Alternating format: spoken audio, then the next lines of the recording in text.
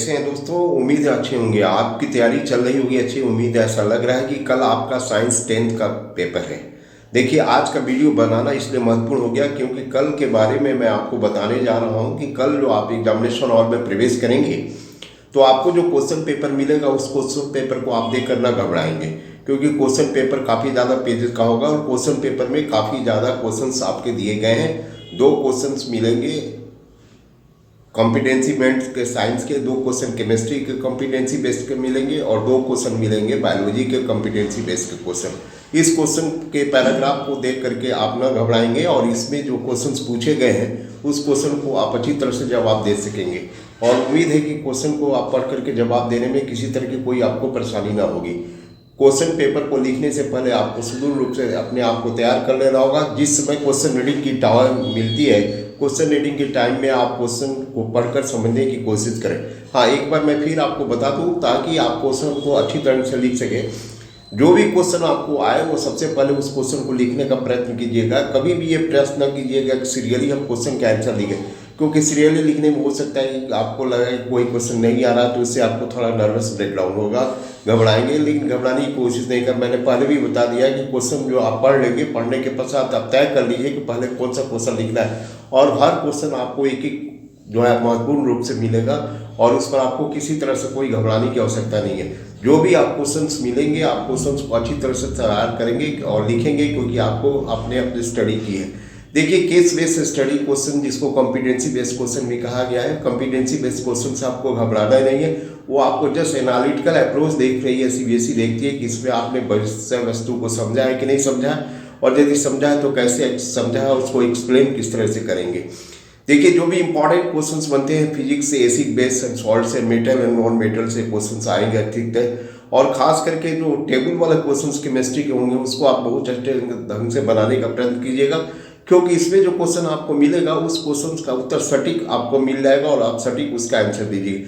Physics में यदि कोई न्यूमेरिकल आप फंस रहे हैं, दिक्कत हो रही है, तो उसको लास्ट में ले जाकर बनाइएगा। रही बायोलॉजी का पेपर, तो बायोलॉजी के पेपर को आप मैनेज करने की कोशिश कीजिएगा, क्योंकि बायोलॉजी में आपको ज़्यादा मार्क्स का क्वेश्चन होंगे और बायोलॉजी में अगर कोई भी क्वेश्चन स्टेट बेसिस क्वेश्चन नहीं रहता है, स्टेट क्वेश्चन नहीं है, अगर उसको घुमा कर पूछा है तो क्वेश्चन को पढ़िए, समझने की कोशिश कीजिए कि उसमें क्या पूछा जा रहा है, तब उस पर उसका आंसर देने की कोशिश की।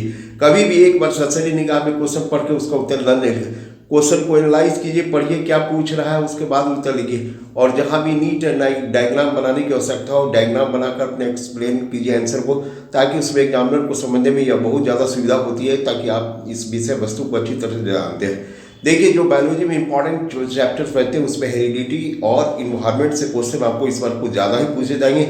और वैसे लाइव प्रोसेस से तो चारों चैप्टर जो है न्यूट्रिशन, रेस्पिरेशन, ट्रांसपोर्टेशन, एक्सक्रीशन, इसे एक एक क्वेश्चन तो टच कराएंगे। और जानते ही कि आप इसे जो मेन इंपॉर्टेंट जो क्वेश्चंस बनता है उस चीज़ को आप पकड़ना है। न्यूट्रिशन से न्यूट्रिशन का टाइप्स क्या है, एग्जाम्पल क्या है, रेस्पिरेशन में गैसियस एक्सचेंज ह्यूमन बींग में, ट्रांसपोर्टेशन में ह्यूमन हार्ट एंड स्ट्रक्चर की डायग्राम को बढ़िए तैयारी कर लीजिए। उसके बाद एक्सक्रीशन में किडनी का स्ट्रक्चर, नेफ्रॉन का स्ट्रक्चर और देख लीजिए, और यूरिन फॉर्मेशन की मैकेनिज्म देख लीजिए। हाउ डू यू रिप्रोड्यूस में ह्यूमन रिप्रोडक्टिव सिस्टम है, फीमेल रिप्रोडक्टिव सिस्टम को देखिए, सेक्सुअली ट्रांसमिटेड डिजीज को देखिए और उसके बाद रिप्रोडक्टिव हेल्थ को देखिए।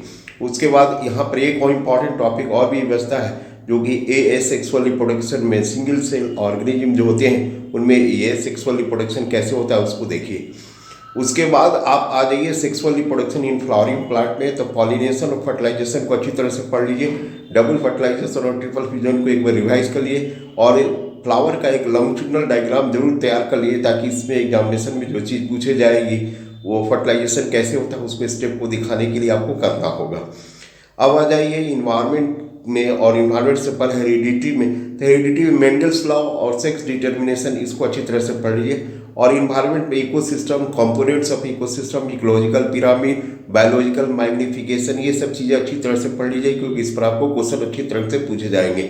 उम्मीद है कि मैं आपको इस तरह से एक रूपरेखा बता दिया कि पेपर को कैसे मैनेज करना है। पेपर को मैनेज करने के लिए सबसे बड़ी आपको समस्या ये उत्पन्न आती है कि आपको समझ में नहीं आता है कहाँ से लिखे कहाँ से शुरू करें। इसके बारे में आपको चिंता नहीं करना, पहले आप डिसाइड कर लीजिए कौन सा चीज़ आपको पहले लिखनी है, उसके बाद ही आप अपना आंसर तैयार करना शुरू कीजिए। 3 घंटे के पेपर में 2 घंटे 45 मिनट लिखने के बाद 15 मिनट अपना रिवीजन पर टाइम दीजिए। रिवीजन पर टाइम देने के बाद आपको लगेगा कि आपने पेपर को बहुत अच्छे ढंग से मैनेज किया है और बहुत अच्छे ढंग से लिखे। जैसे ही पेपर समाप्ति घंटी कॉपी अपने असिस्टेंट सुपरिटेंडेंट या इन्विजिलेटर्स को जमा कीजिए और आप परीक्षा हॉल से शांतिपूर्वक निकल आइए।